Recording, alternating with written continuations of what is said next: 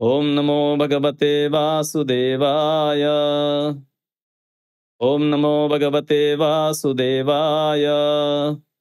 ओम नमो भगवते वासुदेवाय।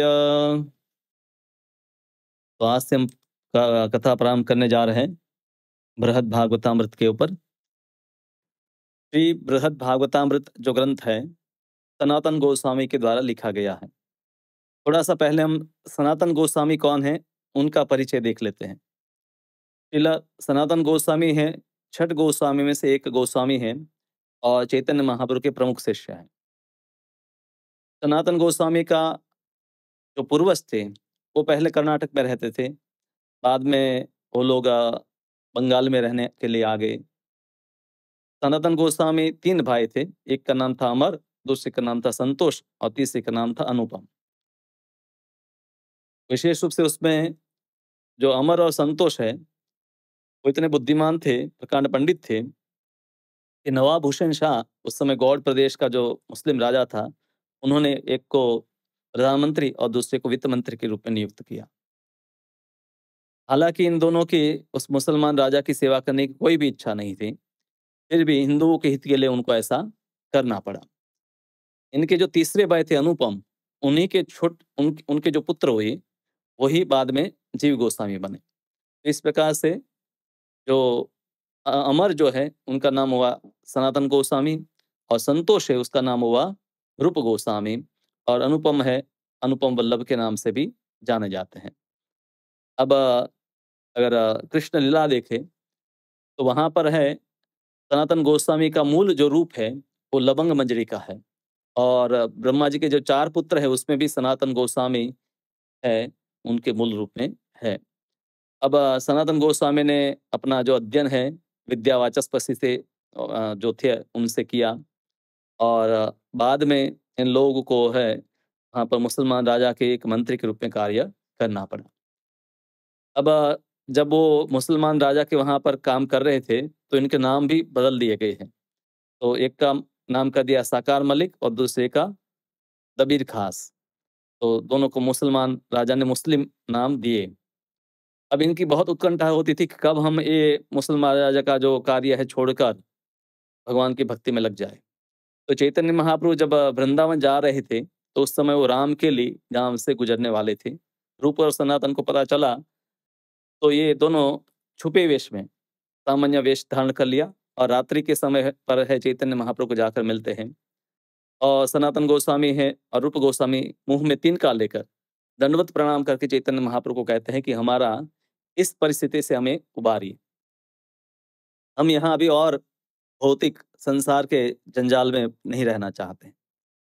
तब चैतन्य महाप्रभु को कहते हैं कि कुछ समय के लिए आपको इसमें रहना पड़ेगा और आप हमेशा भक्तों के साथ बैठकर भागवत का श्रवण करें, भागवत का पाठ करें और जल्दी से है भगवान कृष्ण की कृपा आपके ऊपर होगी और आप इस माया जाल से मुक्त हो पाएंगे।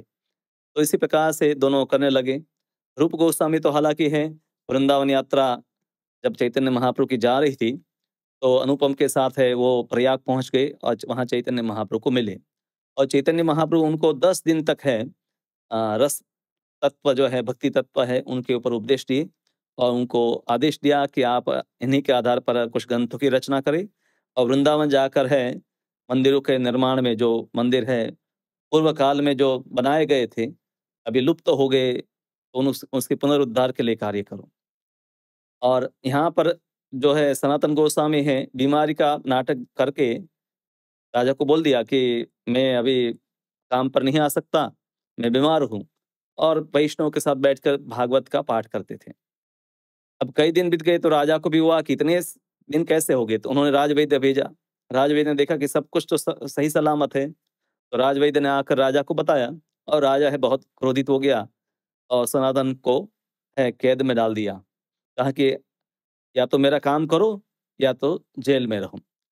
अब सनातन गोस्वामी क्योंकि मंत्री थे, बहुत बुद्धिमान थे, तो उन्होंने पहले से ही इसकी आशंका उनको थी कि ऐसा हो सकता है, तो इसलिए उन्होंने अपना कुछ धन है एक व्यापारी के पास जमा रखा था और जो जेल के रक्षक है उसको बोला कि तुम वो धन ले लो और मुझे यहाँ से छोड़ दो क्योंकि मैं तो भगवान की शरण में जाकर भगवान की भक्ति करना चाहता हूँ।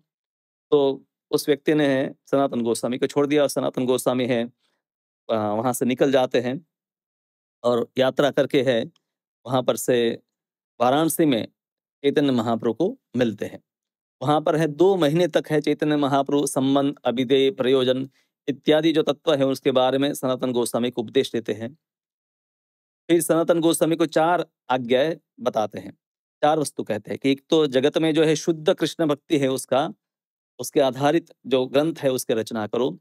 फिर वैष्णवों के जो शिष्ट आचार जो स्मृति ग्रंथ है उसकी रचना करो। तीसरा, ब्रजमंडल में लुप्त जो तीर्थ स्थान है तो उन तीर्थ स्थानों का भी आप उद्धार करो और जो पूर्व में स्थापित भगवान के विग्रह थे उन विग्रहों की सेवा का भी प्रकाश करो, उन विग्रहों की वापस पुनः सेवा प्रारंभ हो वो भी आयोजन करो। तो इस प्रकार से 4 आज्ञाएं सनातन गोस्वामी को मिली थी और सनातन गोस्वामी फिर वृंदावन में रहने लगे। अब वृंदावन में वो रहते थे और हर रोज गोवर्धन की परिक्रमा करने जाते थे। फिर मथुरा में मधुकरी करते थे और फिर आते थे वृंदावन में। इस प्रकार से उनका कार्यक्रम चल रहा था और मदन मोहन जो एक बार उन्होंने देखा कि वहाँ चौबे उनकी बच्चों के साथ भगवान खेल रहे हैं और सनातन को आकर कहते हैं कि तुम मुझे यहाँ से अपने साथ में ले जाओ। रात्रि में ही भगवान मदन मोहन उस पुजारी के स्वप्न में आते और कहते हैं कि कल जो गोस्वामी आएंगे तो मेरी मूर्ति उनको दे दो। तो सनातन गोस्वामी उसके घर गए और उस पुजारी ने जो मदन मोहन की विग्रह वो सनातन गोस्वामी को दे दी। हालांकि सनातन गोस्वामी भगवान की मूर्ति लेना नहीं चाहते थे क्योंकि उन्होंने विचार किया कि मैं तो सूखी रोटी खाता हूँ और फिर भगवान आएंगे तो मुझे उनके लिए अच्छे अच्छे व्यंजन बनाने पड़ेंगे। तो इसलिए पहले से भगवान को बोल दिया कि मेरे यहाँ तो सूखी रोटी भी मिलेगी, सूखी रोटी ही मिलेगी और हो सकता है नमक भी ना मिले तो आपको ऐसे ही चलाना पड़ेगा। तो इस प्रकार से वो सेवा कर रहे थे। कुछ दिनों के बाद भगवान उनको सपने में आकर बोलते हैं कि कम से कम रोटी के साथ मुझे नमक दो। तो सनातन गोस्वामी कहते कि आज आप नमक मांगेंगे, कल फिर मिठाई मांगेंगे, फिर मंदिर मांगेंगे, सब कुछ आप मांगेंगे, ये मेरे से नहीं हो पाएगा, आपको ही अपनी व्यवस्था करनी होगी। तो भगवान ने कहा ठीक है मैं अपनी व्यवस्था कर लूंगा।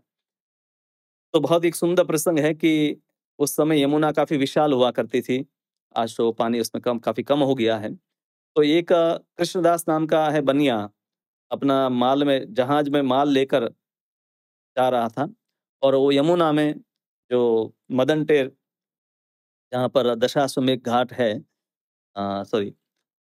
द्वादश आदित्य टीला जो उसके सामने जो यमुना का किनारा वहां पर फंस गया। तो अब उसको पता नहीं था कि किस प्रकार से इस जहाज को निकाले। तो किनारे पर जब पहुंचा तो एक बालक उसको मिला, कहा कि ऊपर सनातन गोस्वामी रहते हैं और भगवान के बहुत बड़े भक्त हैं, अगर आप उनको मिलते हैं और वो भगवान को प्रार्थना करता है तो आपका जहाज निकल जाएगा। फिर कृष्णदास सनातन गोस्वामी को आकर पूछते हैं तो सनातन गोस्वामी कहते हैं कि मैं क्या कर सकता हूँ, आप मदन मोहन को ही प्रार्थना करो। और फिर वो मदन मोहन को हाथ जोड़कर प्रार्थना करता है कि भगवान अगर आप मुझे इस संकट से उबारेंगे तो मैं आपके लिए एक सुंदर मंदिर का निर्माण करूंगा, आपके लिए राजभोग का व्यवस्था करूंगा और आलीशान रूप से पूरे राष्ट्रीय ठाट बाट से आपकी सेवा में करवाऊंगा। और ऐसा हुआ कि वो जहाज निकल गया, ये गया, व्यापार पूरा किया, उसको कुछ लाभ मिला। तो उस पैसे से वो आया सनातन गोस्वामी के पास कि मुझे भगवान के लिए बड़ा मंदिर बनाना है। फिर उसने मंदिर निर्माण करवाया, भगवान के लिए भोग की व्यवस्था की। कई बार लोग आते हैं और कहते हैं कि भाई हमें गाय दान करनी है, पर गाय सिर्फ दान करने से काम नहीं होगा। अगर कोई गाय में दान करना चाहता है तो उसको उस गाय के लिए जीवन भर के लिए चारा पानी इत्यादि की व्यवस्था भी करनी चाहिए। और इसलिए पूर्व काल में जब कोई मंदिर राजा बनाते थे तो उस मंदिर के पीछे जमीन भी देते थे ताकि कोई दान दे या ना दे पर भगवान की नित्य जो सेवा चलती रहे और भगवान की जो सेवा कर रहे ब्राह्मण और भक्त सेवा कर रहे हैं उनका भी जीवन यापन होता रहे। इस प्रकार से मदन मोहन मंदिर का निर्माण हुआ। और अब सनातन उनका क्रम तो ये था ही कि हर रोज उनको गोवर्धन परिक्रमा करनी थी। धीरे धीरे जब वो बूढ़े हुए तो भगवान आकर उनको एक शिला देते हैं और कहते हैं कि आप ये शिला, इसमें मेरे चरण चिन्ह हैं, उसी शिला का आप 4 बार परिक्रमा करो तो आपकी गोवर्धन पूरा परिक्रमा पूरी हो जाएगी। आजकल वो शिला आप राधा दामोदर मंदिर में जाते हैं तो वहाँ पर ये शिला आपको देखने मिलती है और कई भक्त सिर्फ इसी की 4 बार परिक्रमा कर लेते हैं और उनको भी गोवर्धन परिक्रमा का लाभ मिल जाता है।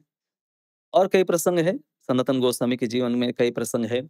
एक प्रसिद्ध प्रसंग ये है कि सनातन गोस्वामी जब वृंदावन में रह रहे थे, तो एक महादेव का भक्त उनके पास आता है और कहा कि मैंने तो महादेव का तप किया और वो प्रसन्न हुए, तो मैंने कहा कि आप मुझे कुछ मूल्यवान वस्तु दीजिए। तो महादेव ने कहा कि आप वृंदावन में जाइए और सनातन गोस्वामी को मिले और इसलिए मैं आपके पास आया हूँ। आपके पास कुछ मूल्यवान वस्तु है, वो मुझे दीजिए। तो कुछ विचार करके सनातन गोस्वामी है, कहते हैं कि वो कचरे का ढेर देख रहे हो, तो वहां पर एक पारसमणि रखी है, वो तुम ले लो। ये पारसमणि की विशेषता ये है कि अगर लोहे को भी स्पर्श करेगा तो सोना बन जाएगा। उस व्यक्ति ने उसको उठा लिया और उठाने के बाद जाने लगा घर पर रास्ते में उसको विचार आया कि अगर ये इतना कीमती है, तो सनातन गोस्वामी कहीं छुपा कर इसको रखते, कहीं लॉक लगा कर रखते, पर इसको एक कचरे के ढेर में रखा है, उसका मतलब इससे भी अधिक कुछ मूल्यवान उनके पास होना चाहिए। और फिर सनातन गोस्वामी के पास वापस आता है कि गोस्वामी, ये आप पारसमणि रखिए, इससे भी जो अधिक मूल्यवान आपके पास है वो मुझे दीजिए। कहा कि वो भी मेरे पास है, पर एक शर्त है, ये पारसमणि तुम यमुना में फेंक दो। उस व्यक्ति ने उसको यमुना में फेंक दिया। तब है सनातन गोस्वामी उसको हरिनाम प्रदान करते हैं, कहते हैं कि संसार में सबसे बड़ा धन और सबसे मूल्यवान वस्तु है भगवान का नाम है। और वो व्यक्ति भी है, उस नाम जप करते करते है समझ गया कि यही सबसे बड़ी संपत्ति है।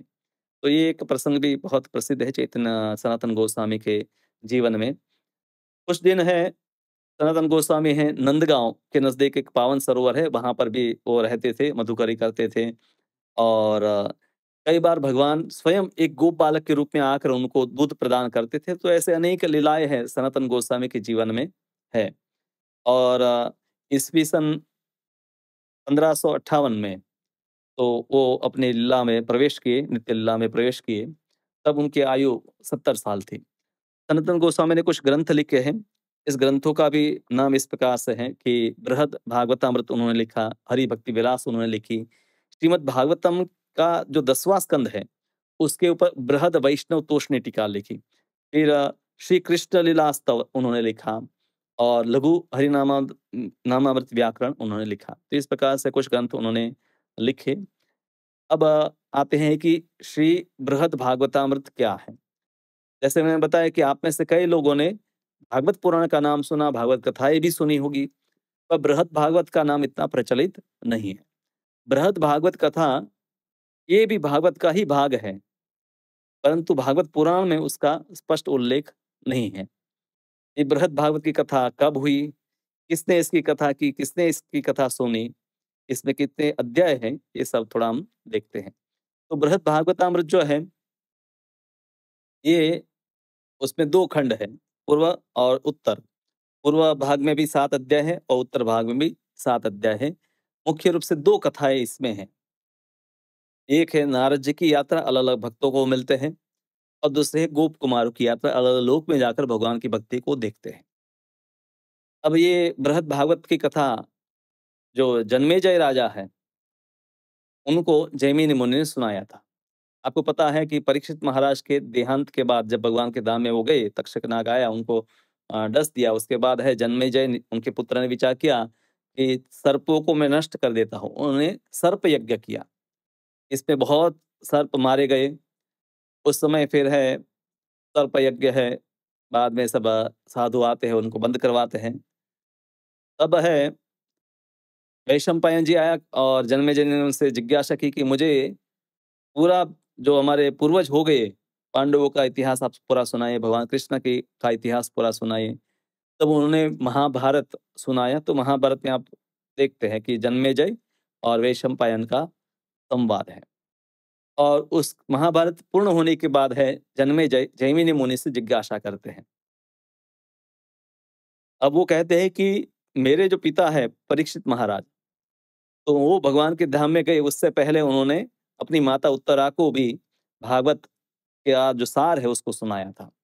तो बृहद भागवतम क्या है? बृहद भागवतम जो है वो वो कथा है कि जो परीक्षित महाराज ने अपनी माता उत्तरा, आप जानते होंगे कि उत्तरा है वो विराट राजा की पुत्री थी, और अज्ञातवास में अर्जुन है उत्तरा को है नृत्य इत्यादि सिखाया करते थे। बाद में उनका जो है विवाह है अभिमन्यु के साथ हुआ। और अंत में महाभारत युद्ध के अंत में आप जानते हैं कि अश्वत्थामा ने है उत्तरा के गर्भ में जो परीक्षित महाराज है उसको मारने के लिए ब्रह्मास्त्र का प्रयोग किया था। उत्तरा भी भगवान की भक्त है और उसकी भी उत्कंठा हुई कि मेरा मेरा पुत्र तो भगवान के धाम में जा रहा है, तो मैं भी उससे कुछ 2 शब्द सुन लेती हूँ। तो जब सुखदेव गोस्वामी भागवत सुना दिए, तो सुखदेव गोस्वामी ने कहा कि जब तक मैं यहाँ पर हूँ तब तक तक्षक नाग नहीं आ सकता, और इसलिए मैं अभी यहाँ से प्रस्थान करता हूँ। अब उनके प्रस्थान के बाद तक्षक नाग आए उतने में, मतलब कुछ समय बाकी था। तो उस समय में है उत्तरा है परीक्षित महाराज के पास आती है कि बेटा तूने पूरा भागवत सुना है, तो मुझे उसका मर्म, उसका सार है, उसका अमृत है, जैसे क्षीर सागर का मंथन किया और उसमें से अमृत प्रकट हुआ, तो ये भागवत का जो अमृत है मुझे तुम सुनाओ। और भागवत, ये जो बृहद भागवतामृत जो है उस ग्रंथ में सीधे सीधे कोई कृष्ण की लीला की चर्चा नहीं कि रास लीला या वृंदावन की लीला, पर विशेष रूप से उन भक्तों की कथाएं हैं, क्योंकि भागवत का अर्थ ही होता है कि भक्त भगवान से संबंधित है, उसी को भागवत कहते हैं। तो 2 कथाएं उसमें हैं। तो परीक्षित महाराज अपनी माता उत्तरा को ये कथाएं सुनाते हैं। तो मैं थोड़ा एक श्लोक पढ़ता हूँ, कभी-कभी मैं इसमें थोड़ा बीच पे एक श्लोक पढ़ूँगा, ताकि आपको भी इस मूल जो ग्रंथ है, उसके भी श्रवण का लाभ मिले। और फिर कई श्लोक है, उसका मूल जो ग्रंथ है, वो तो संस्कृत में ही है, और सनातन गोस्वामी ने इसके पर दिग्दर्शिनी अपनी टीका भी लिखी है। और हम हिंदी में ही जो उस श्लोकों का अनुवाद है, उसके ऊपर सनातन गोस्वामी की टीका है, उसी पर कथा करेंगे। तो श्लोक इस प्रकार से प्रारंभ होता है। मुनीन्द्राश्चैमिने श्रुत्वा भारताख्यानामद्भुत परीक्षिन्नन्दनो पृच्छत् तत् अखिलं श्रवणोत्सुका। तो परीक्षित नंदन जन्मेजय जी जैमिनी मुनि से अति अद्भुत भारत आख्यान श्रवण करने के बाद उसके अंतिम भाग को सुनना चाहते थे। उत्कंठित होकर उन्हें जिज्ञासा की। तो ये महाभारत के बाद का प्रसंग है। तो जैसे हम भोजन करते हैं, तो भोजन करने में अलग-अलग वस्तुएँ हम परोसते हैं, और अंत में जब भोजन समापन होता है तब कुछ मिठाई लेकर आते हैं। संस्कृत में कहते हैं कि मधुरेण समापयेत। तो समापन है मधुर वस्तु से करना चाहिए। तो उसी प्रकार से महाभारत में अनेकों प्रकार के आख्यान, उपाख्यान इत्यादि हैं। अब उसका समापन है, जैमिनी मुनि ने है इस बृहद भागवतामृत को सुनाकर है किया। मूल ये बृहद भागवत है, वो परीक्षित महाराज ने अपनी माता को सुनाया था, और फिर वही जो जैमिनी है उन्होंने जन्मेजय को सुनाया था। अब उत्तरा है, वो जानती थी कि उनके पुत्र का अभी है देहांत होने वाला है, भगवान के धाम में हो जाएगा। तो ऐसी माता कि जिसको अभी पता ही है कि उनके पुत्र अभी नहीं रहेंगे, तो दुखी होगी। वो कैसे तैयार हो गई इस बृहद भागवत को सुनने के लिए। तो यहाँ पर बताया है, सनातन गोस्वामी कहते हैं, तस्यार्ता कृष्ण तत्परा। तो उत्तरा है वो कृष्ण तत्परा है, कृष्ण के बारे में सुनने के लिए जो तत्पर है, हमेशा तैयार रहती हैं। हम भागवत में भी देखते हैं, जब अश्वत्थामा है ब्रह्मास्त्र का प्रयोग करता है, तब उत्तरा ही दौड़ कर आती है और कहती है, कृष्ण कृष्ण महाबाहो भक्ता नाम अभयंकर। हे कृष्ण, हे महाबाहु, आप भक्तों को अभय प्रदान करने वाले हैं। तो उत्तरा है वो भगवान की भक्त है। और जब उनके पुत्र ने उनको बृहद भागवत की कथा सुनाई, तो क्या हुआ, प्रबोध्य नंदिता। जब उनको उनको जो है इस प्रकार का उपदेश मिला, तो उससे वो बहुत ही प्रसन्न हो गई। तो सब प्रकार के दुख से मुक्त होकर बल्कि प्रसन्नता से है वो भर गई, क्योंकि उसने अद्भुत कथा जो है बृहद भागवत की सुनी थी। जाते हैं, एकदा तीर्थम उर्धन्ये प्रयागे मुनि पुंगवा माँ के प्रातः कृत स्नाना श्री माधव समीपतः। तो माघ मास में प्रयाग में तीर्थ का जो स्थान है, उसका विशेष पुराणों में महत्व बताया गया है। और बताया कि जो माघ मास में प्रातः काल में ब्रह्म मुहूर्त में स्नान वहां पर करता है, क्योंकि वहां पर गंगा और यमुना और सरस्वती गुप्त रूप से इन तीनों का संगम है, तो वो भगवान माधव की भक्ति को प्राप्त करता है। तो नारद जी अक्सर ऐसे तीर्थों में भ्रमण करते हैं, और वो इस तीर्थ में आ गए, तो उन्होंने वहां पर देखा क्या, उन्होंने एक कई भक्तों को वहां देखा। उपविष्टा मुदाविष्टा मन्यमाना कृतार्थथाम। तो वहां पर उपविष्टा बहुत सारे भक्त बैठे थे और सब प्रसन्न थे, क्योंकि वो अपना अहोभाग्य समझ रहे थे कि हम ऐसे तीर्थ स्थान में बैठे हैं जिससे स्वाभाविक रूप से भगवान की भक्ति जागृत हो जाती है। और ये जब भक्त इकट्ठे होते हैं, जब वैष्णव इकट्ठे होते हैं, तब वो अपनी बड़ाई नहीं करते हैं। संसार में हम देखते हैं कि लोग जब इकट्ठे होते हैं तो अपनी अपनी बड़ाई करते हैं कि मेरे पास कितना बड़ा बंगलो है, कितनी बड़ी गाड़ी है, कितना बड़ा बिजनेस है। पर जब भक्त इकट्ठे होते हैं तो अन्य भक्तों की प्रशंसा करते हैं, उनकी स्तुति करते हैं, उनके उनके गुणगान करते हैं। कृष्ण सदयितोऽसि श्लाघन्ते स्म परस्परम। भगवद गीता में भगवान कहते हैं ना कि मेरे भक्त है, मेरे बारे में चर्चा करते हुए बोधयंत परस्परम, एक दूसरे को वो बोध करते हैं और इससे आनंदित होते हैं। तो यहाँ पर भी बताया है कि कृष्णस्य दयितोऽसि, आप कृष्ण के कृपा पात्र भक्त है, ऐसा एक दूसरे को बता रहे थे। और इस प्रकार से है वो सब प्रसन्न थे। तो इस तीर्थ स्थान में है नारद जी का भी प्रवेश हुआ और नारद जी है वहां पर बैठकर और एक दृश्य देखने लगे। उस स्थान पर प्रयाग के दशाश्व में जो घाट है, वहां पर एक घटना हुई। तो वहां पर उस प्रदेश का एक राजा था जो जन्म से तो ब्राह्मण था, पर किसी भी प्रकार से उस प्रदेश का अधिकारी था। अब ये जो राजा भक्त था, वो राजा था फिर भी भगवान की भक्ति में बहुत ही उसकी श्रद्धा थी, अति विनम्र था। और उसने विचार किया कि आज मैं है इस पवित्र जगह पर प्रयाग में जितने भी ब्राह्मण आए हैं, जितने भी सन्यासी आए हैं, जितने भी ब्रह्मचारी आए हैं, जितने भी गृहस्थ आए हैं, और कोई वर्णाश्रम के बाहर भी अंत्यज है, कोई शूद्र है, कोई पशु पक्षी है, सबको भगवान का प्रसाद वितरण करूंगा। ऐसे संकल्प से वो वहां पर आया था, अपने पूरे परिवार के साथ आया था, अकेला नहीं आया था।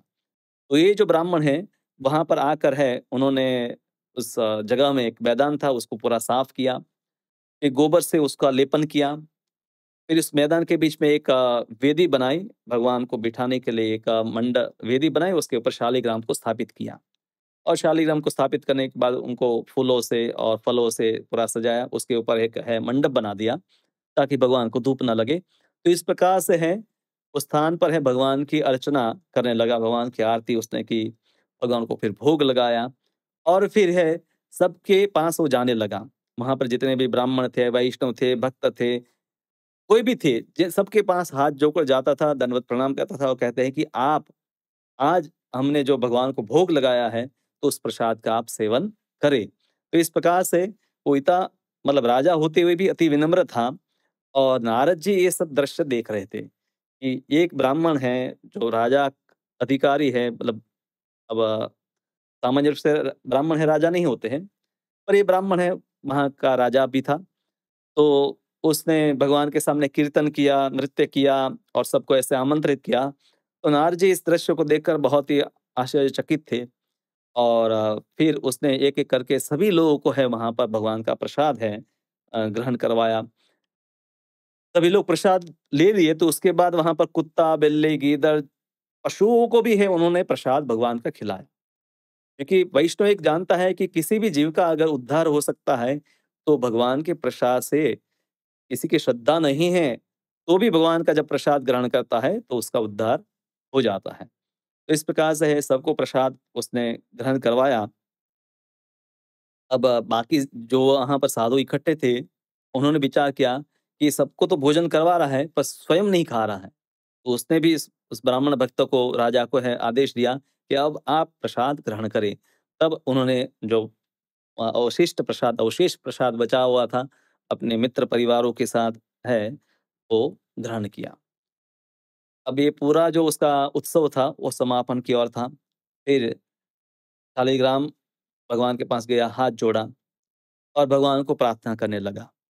क्या भगवान को प्रार्थना किया कि मैंने जो भी यहाँ पर किया है, तो हो सकता है कि मुझे कुछ पुण्य मिले, उसका कुछ लाभ मिले। ये लाभ भी मैं आपको अर्पण करता हूँ। मुझे इस कर्म से भी कुछ लाभ चाहिए नहीं, ये सब आपको अर्पण करता हूँ। जैसे भगवद गीता में भगवान कहते हैं ना कि यत् करोसि यदश्नासि यज्जुहोसि ददासि, कि जो तुम जो भी करते हो, यत् करोसि जो भी करते हो, जो भी खाते हो, जो भी दान देते हो, जो भी यज्ञ में अर्पण करते हो, सब कुछ मुझे अर्पण करते हुए करो। तो ब्राह्मण ठीक से जानता था कि हमें सब कुछ कर्म और कर्म की फल सब कुछ भगवान को ही अर्पित करना चाहे। इस प्रकार से उस ब्राह्मण ने किया और फिर वो घर की ओर लौटने लगा। फिर उसने शालिग्राम भगवान और जो भी वहाँ पूरी व्यवस्था की, उसको समेटा और फिर वो अपने परिवार के साथ है अपनी घर की ओर लौट रहा था। तो नारद जी है उनके पीछे-पीछे दौड़ने लगे और दौड़ते-दौड़ते क्या बोलने लगे? अयमेव महाविष्णु प्रयानीति मुहुर्भवन। क्या बोलने लगे? अयमेव महाविष्णु, यही तो भगवान का सबसे बड़ा भक्त है। ये व्यक्ति को ही भगवान की कृपा सबसे अधिक प्राप्त हुई है। तो ऐसा कहते-कहते ब्राह्मण के पीछे चलने लगे, दौड़ने लगे और उस ब्राह्मण को जाकर मिले। अब ब्राह्मण को जाकर मिले तो ब्राह्मण है, कहें कि क्या बात कर रहे हो नारद जी, आप भगवान के महान भक्त हैं, मैं तो अति तुच्छ निम्न भक्त हूँ। और जो भी आपने यहाँ पर देखा, क्योंकि नारद जी ने कहा कि मैंने खुद देखा है कि तुम अपनी पूरी संपत्ति, परिवार सबको भगवान की सेवा में लगाए हो। तो उस ब्राह्मण ने कहा कि आप किस संपत्ति की बात करते हैं? मेरी संपत्ति तो बहुत कम संपत्ति है। और मैंने दान भी थोड़ा-सा दिया है। कभी-कभी है इस प्रकार से प्रसाद वितरण कर देता हूँ, तो अपना कुछ धन है भगवान की सेवा में खर्च करता हूँ। अब नारद जी है, वो भगवान के स्वयं महान भक्त है और उनको पता है कि भगवान के सर्वोत्तम भक्त कौन है या सर्वोत्तम भक्त कौन है। वो है ब्रज के भक्त है और उसमें भी श्रीमती राधा रानी ही भगवान की सर्वोत्तम भक्त है। पर यहाँ पर उस वस्तु को स्थापित करने के लिए वो अलग-अलग भक्तों को मिलते हैं और उनकी प्रशंसा करते हैं कि आप ही भगवान की कृपा पात्र भक्त है। और फिर वो भक्त हैं, उनकी प्रशंसा को स्वीकार न करते हुए वो नारद जी को कहते हैं कि मेरे में तो कुछ भी सद्गुण नहीं है, मेरे से भी बढ़कर कोई भक्त है, आप उनको जाकर मिले। तो इस ब्राह्मण ने भी कहा कि मेरे में तो ऐसा कुछ है नहीं, और अगर आपको कोई बड़े भक्त को ही मिलना है तो आपको दक्षिण देश में जाना चाहिए, क्योंकि यहाँ पर है मैंने कुछ दान दिया, मैंने कुछ सेवा की, ये तो बहुत अल्प है, मेरा वैभव ही क्या है और मेरे पास इतना कुछ है नहीं, इतना कुछ करता भी नहीं हूँ। अगर आपको भगवान के कोई बड़े भक्तों को मिलना है तो आप दक्षिण देश में जाइए। किंतु दक्षिण देशे यो महाराजो विराजते सही कृष्ण कृपा पात्र यस्य देवे सुरालयाः। बहुत सुंदर वर्णन उसने किया कि एक दक्षिण देश में भगवान का महान भक्त है, वो राजा है, क्षत्रिय है, और वो क्या है? कृष्ण कृपा पात्र है, क्योंकि उसके राज्य में अनेकों भगवान के मंदिर हैं। सर्वतो भिक्षवो यत्र तैर्थिका अभ्यागतादयः। तो उसके नगर में बहुत सारे तीर्थयात्री आते हैं, भिक्षुक आते हैं। कृष्णार्पिता अन्नम भुजाना भ्रमंती सुखिनः सदा। तो कहा कि जितने भी लोग वहां पर आते हैं वो सब क्या प्राप्त करते हैं? कृष्ण अर्पित अन्नम, कृष्ण को अर्पित किया गया। यज्ञ शिष्टा श्रेणाशंतो मुच्यन्ते सर्वकिल विषय। भगवान भगवद गीता में कहते हैं कि सब पापों से मुक्त होने का आसान तरीका है यज्ञ का उच्छिष्ट लोग ग्रहण करें। यज्ञ का उच्छिष्ट है, उसी को प्रसाद कहते हैं। तो ये महाराजा है, मैं तो एक बार ऐसा किया, पर इस महाराज के राज्य में प्रतिदिन है भगवान का प्रसाद। अनेक तीर्थयात्री हैं, अनेक भिक्षु हैं, उन सबको प्राप्त होता है। तो अगर आपको भगवान के कृपापात्र भक्तों को देखना है तो उस भक्त को जाकर मिले। और सुनिए आप कि वहाँ पर हर रोज कोई ना कोई नया उत्सव मनाया जाता है और विभिन्न प्रकार के द्रव्यों के साथ भगवान की पूजा की जाती है, रथ यात्राएं की जाती हैं। तो मेरा वैभव इस प्रकार का नहीं है। और ये जो प्रदेश है, जैसे मैंने तो यहाँ पर प्रयाग में आकर है सबको प्रसाद बांटा, पर इस राज्य का जो राज्य है वो ऐसा है कि अनेक दूसरे देश के लोग हैं वहाँ उस राज्य में आते हैं भगवान का प्रसाद ग्रहण करने के लिए। तो ये बड़ा मतलब भक्ति का कार्य है कि सिर्फ अपने ही नगर के नहीं पर अन्य देश के लोगों को भी प्रसाद का वितरण करना। श्रील प्रभुपाद जी ने ये किया, वृंदावन में रहते थे पर बाद में अमेरिका जाकर भी प्रसाद वितरण किया बाद में सिर्फ अमेरिका नहीं, पूरी दुनिया में अनेकों नगरों में जाकर प्रसाद का वितरण किया। और आज हम देखते हैं कि हजारों हजारों गांव और नगर है कि जहां पर है श्रील प्रभुपाद जी की जो प्रयास से और भगवत कृपा से है प्रसाद का वितरण इस्कॉन के माध्यम से होता है।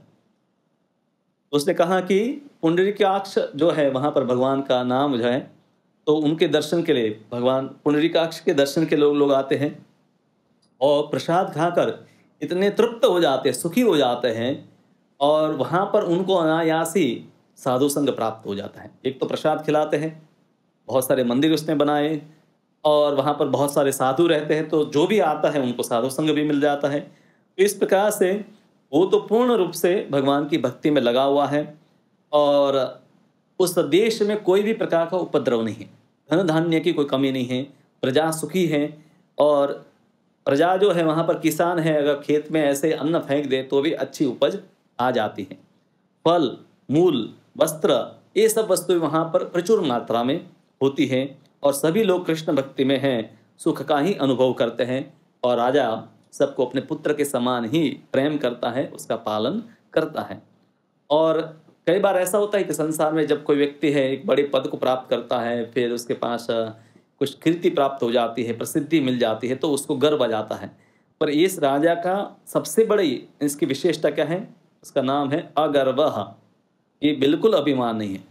और राजा है ऐसा नहीं कि बड़ी बड़ी सेवाएं करता है, राजा स्वयं अपने राज्य में जो मंदिर है वहाँ पर तुच्छ सेवाएं जो है, मिनिल सेवाएं हैं, वो सब करता है। कैसे? जैसे झाड़ू लगाना है, लेपन करता है, गोबर का लेपन करना है, दीप बनाना है, दीप प्रदान करना है। तो ये सब छोटी छोटी सेवाएं जो भौतिक संसार में हम देखते हैं कि कोई अगर बड़ा अधिकारी है तो कहेगा मैं तो भगवान की आरती करूंगा, झाड़ू मैं कैसे लगा सकता हूँ। पर एक वैष्णव की उन्नति इसी में देखी जाती है कि वो कोई भी सेवा को छोटी समझता नहीं है। तो ये राजा भी है, बिल्कुल उनमें अभिमान नहीं है, इसलिए हर प्रकार की भगवान की सेवा करता है और अपने पूरे मंत्री परिवार, पति पत्नी, पूरा जो उसका समाज है वो सब भगवत सेवा में लगा है। ये भी बहुत बड़ी उपलब्धि। कई बार व्यक्ति स्वयं भक्ति में लग जाता है, पर इन्होंने तो पूरे राज्य को भक्ति में लगाया हुआ है। और इनके गुण इतने सारे हैं कि क्या गिनाऊं मैं, वो अभी गिनाना संभव नहीं है। वो तो आप स्वयं जाकर देख लेंगे तो आपको पता चल जाएगा कि वो राजा कितना बड़ा है और कितना बड़ा सामर्थ्य से भगवान की सेवा करता है। ये भी भगवान की कृपा का एक नमूना है कि कोई भी भक्त में, कोई भी व्यक्ति में जब सद्गुणों का प्रागट्य होता है, खास करके विनम्रता, अभिमान शून्यता, सेवा भाव, तो ये भगवत कृपा का ही प्रकटीकरण है। ऐसा नहीं कि भगवत कृपा यानी कि कोई धनवान बनता है, प्रसिद्धि बन जाती है तभी वो भगवत कृपा है। भगवत कृपा कई रूप से प्रकट होती है। ये पूरे जो आप बृहद भागवत का आख्यान है उसमें हम देखेंगे कि अलग अलग भक्तों को भगवत कृपा भिन्न भिन्न रूप से प्राप्त हुई है। तो ये राजा है, उसमें दीनता, निस्वार्थता इत्यादि जो गुण हैं समझना चाहे कि ये भगवत कृपा के कारण ही प्राप्त हुआ है। और यहाँ पर एक महत्वपूर्ण और बात है कि ये जो ब्राह्मण राजा है वो एक क्षत्रिय राजा की प्रशंसा कर रहा है। सामान्य रूप से वर्णाश्रम में ब्राह्मण है श्रेष्ठ गिना जाता है और वैश्य है दूसरे स्तर पर है। पर भक्ति की जब बात आती है तब कौन ब्राह्मण, कौन क्षत्रिय, कौन वैश्य, ऐसा नहीं गिना जाता है। किसकी भक्ति श्रेष्ठ है, कौन ज्यादा भगवान को समर्पित है, उसी के आधार पर भक्तों की श्रेष्ठता गिनी जाती है। तो ये सब बातें जब नारद जी ने सुनी तो नारद जी ने कहा ठीक है, मैं वहां पर ही जाता हूँ। तो नारद जी है वो प्रस्थान करते हैं। परीक्षित महाराज अपनी माता को कहते हैं कि नारद जी फिर है प्रयाग को छोड़कर दक्षिण देश की ओर चलने लगे। नारद जी को तो चलना नहीं है, तो तुरंत उस गमन कर सकते हैं। तो उन्होंने वहां पर क्या देखा? ततो नृपवरम द्रष्टुम तद्देशे नारदो व्रजन देव पूजोत्सवासक्तास्तत्र तत्रेक्षते प्रजा। तो नारद जी ने जैसे ही उस राज्य में प्रवेश किया तो देखा कि नृपवरम जो राजा है, उस देश का राजा जो है वो भगवान की सेवा में लगा है और वहाँ पर जितने भी हैं उनके प्रजाजन हैं वो भी भगवान की किसी न किसी प्रकार से सेवा कर रहे हैं। और नारद जी उनके पास हो गए, प्रसन्नचित्त होकर ब्राह्मण ने जो उनके गुणगान किए थे, उनकी स्तुति की थी इस क्षत्रिय राजा की, वो नारद जी भी उनके पास जाकर करने लगे। और नारद जी जब जाकर देखे तो कहाँ उनको भी लगा कि उसने जो जितना सुना था इससे भी इनका ऐश्वर्य, इनकी भक्ति तो अधिक है। तो नारद जी है उनको जाकर बोलते हैं, क्या बोलते हैं, त्वं श्री कृष्ण कृपा पात्रम, कि आप ही तो भगवान के कृष्ण के कृपा पात्र है, और आपका राज्य का वैभव ही कितना विशाल है, क्योंकि अनेक प्रकार से भगवत कृपा प्राप्त होती है। जब अच्छी तरह से भगवत सेवा की जाती है तो उस राज्य में हर प्रकार की समृद्धि होती है। तो इस राज्य में समृद्धि भी थी, साथ में भक्ति भी थी। और फिर कहा कि इसीलिए मुझे इच्छा होती है कि मैं आपका आलिंगन करूं, और ऐसा बोलकर नारद जी हैं उनको गले लगाए और बारंबार उनकी प्रशंसा करने लगे। अब कोई भी वैष्णव है, कोई भी उन्नत भक्त है, वो कभी भी अपनी प्रशंसा सुनना नहीं चाहता है। ऐसा नहीं कि वो सिर्फ कहने के लिए कहता है कि नहीं नहीं मेरी प्रशंसा मत करो, मेरे में कुछ गुण नहीं। हकीकत में कोई उसकी जब प्रशंसा करता है तो उसको बिल्कुल अच्छा नहीं लगता है, वो उसको कड़वी वाणी जैसा लगता है। हाँ, तो ये राजा भी जो थे वो भी अपने जो प्रशंसा जब सुनी तो लज्जित हो गए, और फिर नारद जी को कहने लगे कि नारद जी, आप जो मेरे जैसे अधम व्यक्ति को कृष्ण की कृपा पात्र क्यों मान रहे हैं? ऐसा तो मेरे में क्या देखा आपने कि आप कह रहे कि मैं कृष्ण का कृपा पात्र हूं? मैं हूं मनुष्य, और मनुष्य होता है क्या, अल्प आयु होता है। देवर्षे अल्पायुषम स्वल्पे ऐश्वर्यम अल्प प्रदम नरम, कि मनुष्य है अल्प आयु होता है, अल्प उसका ऐश्वर्य होता है, थोड़ा सा वो दान करता है, अस्वतंत्र है, गुणों से बंधा हुआ है, ऐसा नहीं कि वो स्वतंत्र है, कहीं भी जा सकता है, भयाक्रांत भय से हमेशा ग्रस्त रहता है, तापत्रय नियंत्रिता, तो इस प्रकार से इन तापों से वो हमेशा दुखी रहता है। तो मैं भी तो वही मनुष्य हूँ, तो इसलिए मैं भगवान की सेवा कर रहा हूँ, फिर भी मेरे में भी अनेक दोष हैं, और इसलिए आप मुझे कृष्ण का कृपा पात्र जो बता रहे हैं वो उचित नहीं है।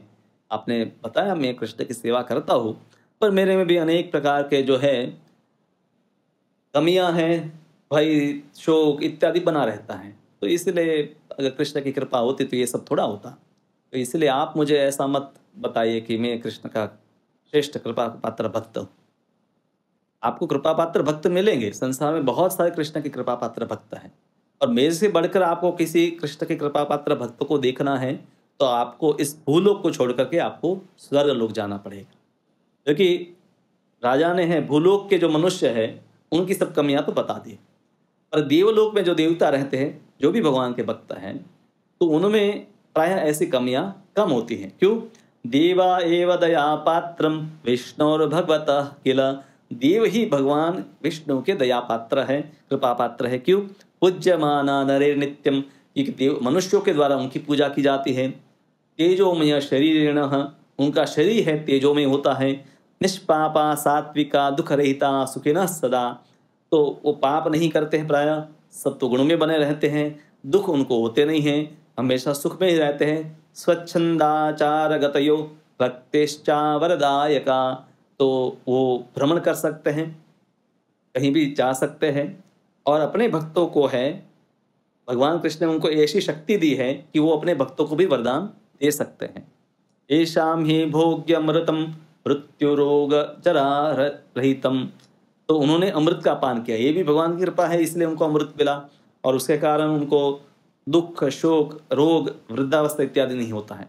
और क्योंकि रोग दुख इत्यादि जब होता है तो व्यक्ति को भक्ति करना कठिन हो जाता है। तो देवताओं को तो भगवान ने पूरी ऐसी व्यवस्था दी है कि जिससे वो भगवान की निरंतर भक्ति कर सके, और जो उनको भूख प्यास इत्यादि छताती नहीं है। और कोई व्यक्ति बहुत पुण्य करता है तब ऐसे स्वर्ग को कोई प्राप्त करता है, और देवता तो वहाँ पर हजारों हजारों साल से रहते हैं। तो इसीलिए मैं तो समझता हूँ कि देवता ही भगवान की कृपा पात्र है। और उन देवताओं में एक देव है, उनका मैं विशेष रूप से उल्लेख करना चाहूँगा। वो कौन है? मुने विशिष्ट तत्रापि तेषाम इंद्र पुरंदर, तो उसमें सब देवताओं में प्रमुख है पुरंदर। पुरंदर कौन है? इंद्र है, उनका एक नाम है पुरंदर। इंद्र है, पद का नाम है, उस पर जो अभी विराजमान है वो पुरंदर है।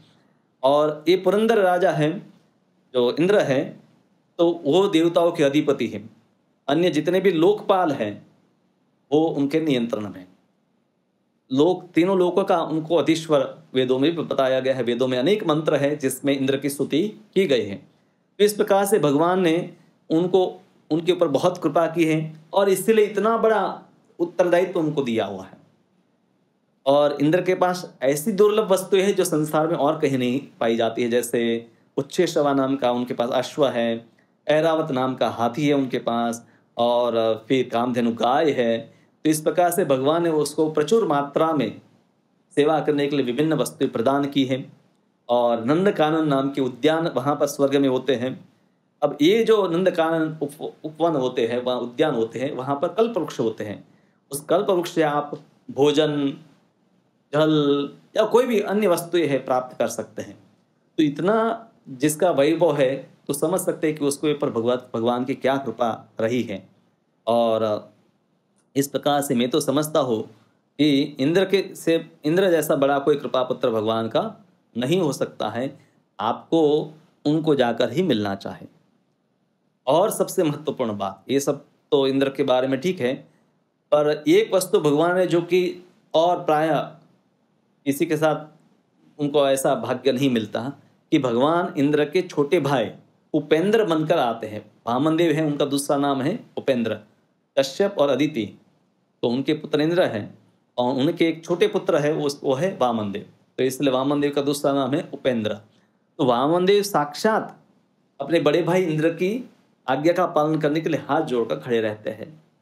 और इंद्र के जितने भी शत्रु होते हैं तो उनका दमन करने का कार्य है वो वामनदेव करते हैं। जैसे बलि महाराज से उन्होंने स्वर्ग मांग लिया और इंद्र को दे दिया। तो मैं समझता हूँ कि इंद्र के ऊपर जो भगवान ने कृपा की है वो तो इस संसार में कहीं देखी नहीं जाती है। और इसलिए आपको भगवान के कोई कृपा पत्र भक्त को देखना है, उसकी स्तुति करनी है, तो आप इंद्र को जाकर अवश्य मिले। तो इस प्रकार से बृहद भागवत जो है उसमें नारद जी है ये स्थापित करना चाहते हैं कि भगवान के श्रेष्ठ कृपा पात्र भक्त कौन है। तो अलग अलग भक्तों को जाकर वो मिलते हैं और उनकी स्तुति करते हैं। वो भक्त उन स्तुतियों को ग्रहण नहीं करते हैं। संसार में जब कोई स्तुति करता है कि आप तो बहुत विनम्र है, तो व्यक्ति है कहने के लिए कह देता नहीं मेरे में ऐसे विनम्रता नहीं। पर अधिकतर लोगों को अपनी स्तुति अच्छी लगती है।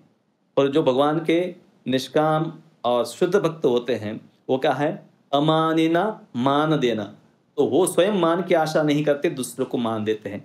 तो इसीलिए कोई अगर किसी ने उनकी स्तुति की भी है तो वो सद्गुणों में भी अपने दुर्गुण देख लेंगे कि नहीं नहीं मेरे में कहाँ विनम्रता है, मैं कई बार है क्रोधित हो जाता हूँ, कई बार दुर्व्यवहार कभी कर लेता। तो इस प्रकार से अपनी स्तुति को नकार देते हैं। ये उनका स्वभाव है। वैष्णव है, अपनी स्तुति कोई करने आया तो ऐसा नहीं कि हाँ और मेरी स्तुति करते रहो।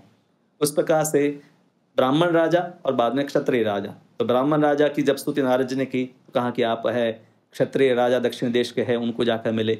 दक्षिण देश के राजा की जब स्तुति की गई तो कहा कि मेरे में भी कहाँ भगवान की कृपा के लक्षण प्रकट हुए हैं।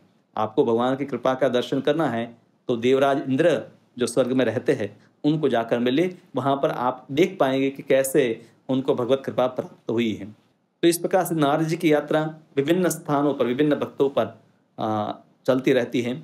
और ये पहला जो अध्याय है उसका नाम है भौम, यानी कि भूलोक पर है भगवत कृपा प्राप्त भक्तों को भगवान नारद जी मिलते हैं। उसके बाद है अब दूसरा अध्याय आएगा जिसमें नारद जी है उच्च लोक में जो है भगवान के भक्त हैं उनको जाकर मिलेंगे। तो शुरुआत होगी इंद्र से और बाद में और आगे आगे भक्त आते जाएंगे, तो उसको आगे देखेंगे। हरे कृष्ण।